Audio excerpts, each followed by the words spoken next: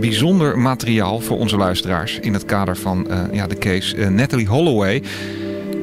We kennen natuurlijk allemaal wel de interviews met John van den Heuvel, met Terro Jaap, natuurlijk met Peter R. de Vries. En al die gesprekken zijn toch met een bepaalde zweem van, laat ik het zo zeggen, hij was volgens mij niet echt heel erg nuchter toen hij die interviews of die undercover sessies bij hem werden afgenomen. En ook al een beetje behoorlijk door de wol geverfd. Hij was erg op geld belust en dergelijke. Ik ben eens gaan terugzoeken eigenlijk naar de periode vlak na de verdwijning van Natalee Holloway. En dat was in 2005 voor de mensen die de zaak niet kennen. Het lijkt me bijna niet dat je er nog nooit van gehoord hebt. 30 mei 2005, na een avondje stappen op Aruba, stapte Natalee Holloway dronken in een auto met Joran van der Sloot en zijn vrienden Deepak en Satish Kalpoe. Sindsdien, bekendgegeven, is er niets meer van haar vernomen. Tot op de dag van vandaag is haar lichaam ook niet gevonden. Ze is in 2012 wel officieel doodverklaard. En Joran wordt nog steeds gezien als de verdachte van de moord op Natalee. Hij vertelde de afgelopen jaren telkens een ander verhaal hoe de bewuste avond is verlopen. En naarmate die vaker werd geïnterviewd en ook door toch wel bekende interviewers en dergelijke, werd zijn verhaal steeds vreemder en opmerkelijker. Waar ik in geïnteresseerd ben is eigenlijk die allereerste primaire verklaring. Nou goed, die heeft hij afgelegd bij de politie. Maar niet vrij snel daarna ging hij terug naar Nederland, naar Arnhem. Ging hij wonen bij zijn oma. En daar werd hij overvallen door een cameraploeg bij school van het televisieprogramma Current Affairs. Dat was in 2005 in Arnhem. En het is een vrij authentiek interview geworden. Het is een interview waarin Joran van der Sloot ogenschijnlijk broodnuchter gewoon voor zijn school staat. Rugzakje op. En eigenlijk als een soort van beetje verdwaalde puber daar wordt overvallen door die cameraploeg. En hij antwoord geeft op allemaal prangende vragen. Het interview is op internet maar een paar honderd keer beluisterd. Het is een beetje in de vergetelheid geraakt. Het is nooit echt opgepakt. Maar juist de authenticiteit van het interview vind ik persoonlijk als volger van deze zaak erg interessant en erg belangrijk ook. Joran wordt dus overvallen voor zijn school in Arnhem. En de eerste vraag die de presentator en journalist stelt is wat voor herinneringen Joran eigenlijk heeft aan die periode, die dag met Natalee Holloway. En daar zegt hij het volgende op. I don't really have that many memories. I mean, I knew her for one night. I feel horrible that I even went out that night without my father knowing. I should have just stayed home and this wouldn't have happened to me. It would have happened to another person. I just tried to look at it that I was in the wrong place at the wrong time, maybe even with the wrong people. And I just hope that the truth comes out, that there's comes some clarity in this case. But do you understand, I mean, how can a girl just disappear? I don't know. I think that's the $1 million question now. So if you could do it over again, what would you do now? I would have just stayed home that night and wouldn't have even gone out. It was Natalee who asked me to go out with her. It was her that asked me to come to the club. It was her that was yelling at me to go dance with her, and I said, and I went to go drink something with my friends. Are you that irresistible? I mean, is that what? No, I don't know. That's absolutely not what it's about. I don't know. When her parents showed up at my door with her picture, I didn't even know who Natalee Holloway was. I didn't even know her name. Well, how can you not know her name if you just saw her the night before? Well, I saw her the night before, but it's not like I had a conversation with her for 3 hours. I mean, we barely talked. She told me a couple things about herself, where she was going to school, where she was from. How attractive did you think she was? I thought she was attractive. What kind of feelings did you have for her? I didn't have any feelings for her because I didn't know her at all. I just, the feelings I had for her were because she was attractive. So you were hot for her, you mean? I wouldn't say that. I just thought she was attractive. I thought she was very outgoing, and then she came to me. She was the one that talked to me. She asked for me to dance with her, which I didn't even do, and she wanted to come with us, and it was probably a bad choice. We probably should have told her she had to get out of the car when her friend told her to get out of the car, and then you never know what would have happened. How drunk was she? She had a lot to drink. At Carson Charlie, she grabbed my hand and took me with her for me to take jelly shots off her. And afterwards, she asked me to buy a shot for her, buy her something to drink. Earlier, when I was with her friends at the Excelsior Casino at the Holiday Inn, the whole group was already drinking from 5 in the afternoon, and I didn't really see her at that moment. I didn't even really notice her at that moment.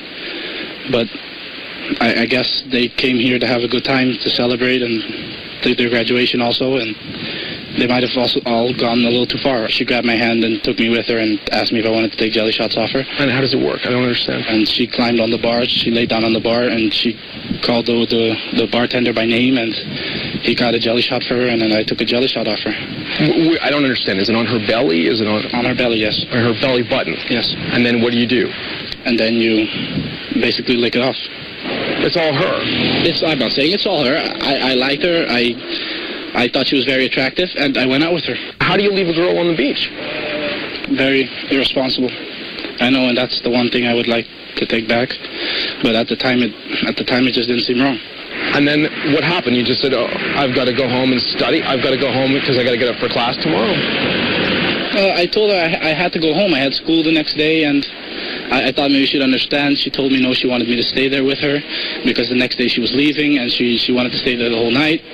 I told her no, I had to go. I even lifted her up to carry her back to her hotel, and she told me to put her down. I left her there. I sat down next to her, talked to her a while, and I called Deepak to ask him if he could come pick me up, which Deepak didn't do. But was she angry? She wasn't angry.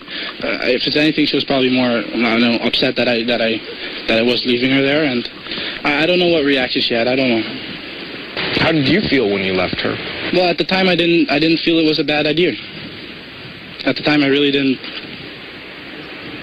It didn't seem wrong. It didn't seem. Of course, now I look back at it and I think I'm an ass. What did I do? But there's nothing I can do about it now. If I'd have that moment back, I would have made sure she got back to her hotel safely. But I can't change that now. Did you have sex with her that night? First of all, that's none of your business. It's just a question. Yes, but it's absolutely none of your business. Well, did anything else happen that night? No.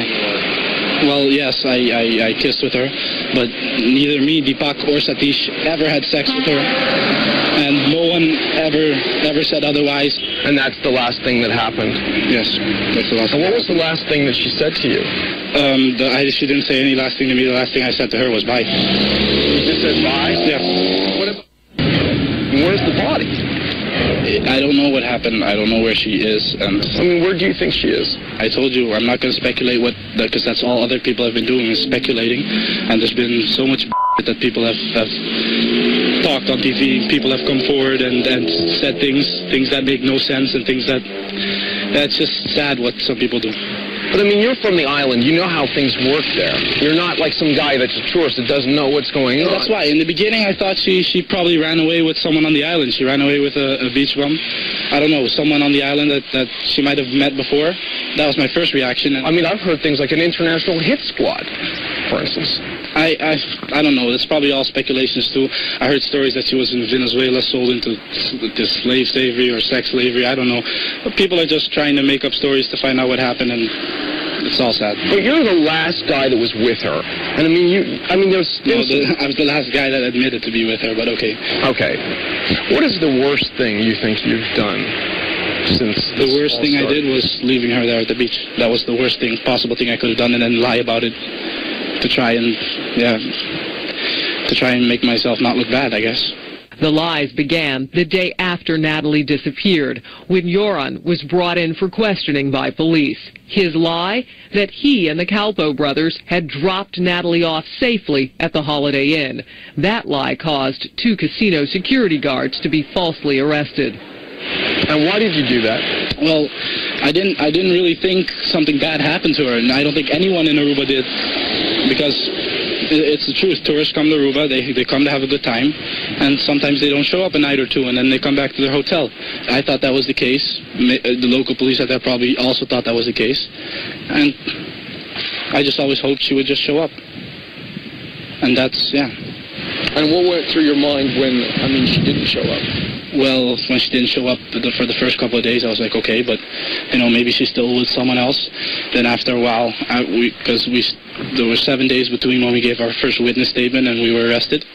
And I was just thinking, I thought about going to the police and telling the truth, but I really couldn't because I lied to everyone. I lied to my parents, I lied to my friends, and... So you say that lying is your worst crime? Yeah. But why did you lie that first time? Well, I lied basically because I was scared. And yeah, that's the truth. Right. You lied because you were scared. Yes, because I didn't want to admit to leaving her alone at the beach. I know what I did is wrong, and for lying, I probably deserved to be in that jail for 3 months. But I didn't do anything against the law, and they have to let you go. They have to let me get on with my life, and I hope you guys let me get on with my life too. Are you still a suspect? Yes, I'm still a suspect. How does it feel to be a suspect? It doesn't feel good, of course, and I hope that when the 30 days pass, I'm not a suspect anymore. Since the strongest lead investigators had to go on was that Joran and the Kalpo brothers were the last known people to see Natalie before she went missing, these suspects needed to be questioned closely. What were the interrogations like? The interrogations, of course, were horrible because they put stuff in your head. I think if you have a weak person in an interrogation room, even if they're innocent, they'll admit to doing a crime just to be let alone, just for them to leave them alone, to get something to eat, to get something to drink. The Ruben interrogators might have been even a little kinder than the Dutch interrogators, because they really try and make you look guilty, even if you're not guilty or not. And how long did this go on for? Well, in the beginning, the interrogations could have gone from 8 in the morning till 11 at night, but at the end, they slowly became less and less because they didn't have more things to ask, and I don't see there's anything else to ask here. I haven't been interrogated here yet in Holland. No one's come to interrogate me, and I know it's because there's nothing else to ask. Every question I've answered. There's not one evidence in this case that shows something bad happened. And I've never touched a girl in an aggressive way in my life. There's one girl that went forward and said otherwise, and I only have good declarations in my name. So those interrogations happened because under Dutch law, a suspect can be held in jail without being formally charged, merely on suspicion. The 3 months I was in there was hard. It wasn't fun at all, of course, but I mean, I tried to make the best of it. I always kept my head up, and I knew that I was innocent, so I knew that they would have to let me go. You know, some people say that, I mean, you're admitting that you're lying, but some people are saying that you're doing quite a lot more than that. You're doing, you've done worse things than that. And that would be, I would love for someone to come and tell me if there's anything worse I did, because I've never touched a girl in an aggressive way in my life, never, and there's no one that can come forward and say otherwise. And yeah, I just feel bad because everything that happened. I feel bad for Nadi's family, I feel bad for my family, I feel bad for Deepak and Satish's family, and I feel bad for everyone that suffered because of all this. Wow, thanks Jerry, great interview. Je hoort nog de regisseur zeggen, thanks Jerry, great interview. En ik kan het alleen maar beamen. Het is een interview, dat als dat het enige interview was geweest, ik echt bijna voor 99,9% zeker in de onschuld van Joran van der Sloot was gaan geloven. Het is dat hij daarna zo ontzettend veel onzin heeft verteld. Hij was eigenlijk wat dat betreft de grondlegger van het nepnieuws. Wat is interessant aan dit interview? Sowieso dat hij daar nuchter staat. Hij geeft antwoord op alle vragen. Toont berouw. Dat hebben we natuurlijk ook wel eens gemist jaren later. Bijvoorbeeld in de uitzending van Peter R. de Vries. Er staat gewoon een scholier voor zijn schoolgebouw en doet daar gewoon heel rustig en kalm, eerlijk, zoals het lijkt, zijn verhaal tegenover een verslaggever. Er zit ontzettend veel tussen de regels kun je horen in het verhaal. En ik vind het authentiek. Ik vind het authentiek. Nog even los van de schuldvraag in deze zaak. Maar kun je niet anders, als je het beluistert in dit interview, kun je alleen maar zeggen dat het authentiek is. En dat zegt heel veel. Dat zegt echt heel veel. Ik vind het voer voor psycholoog. En als je dit interview wilt terugzien, dat kan. Dan heb je ook nog beeld erbij. Dan moet je even zoeken op Current Affairs Arnhem 2005, Joran van der Sloot. En dan zie je het totale volledige interview met beeld terug. Het laatste nieuws over Joran van der Sloot is er eigenlijk niet. Het laatste dat bekend is gemaakt was eigenlijk van vorig jaar. Hè, dat er een moordaanslag op hem werd beraamd. Er waren een aantal wapens onderschept in de gevangenis in Lima, Peru. Dat is eigenlijk het enige. En hoe hij het verder maakt en hoe de omstandigheden zijn, daar is vrij weinig over bekend. Ik heb van de week nog een beetje op internet zitten loeren.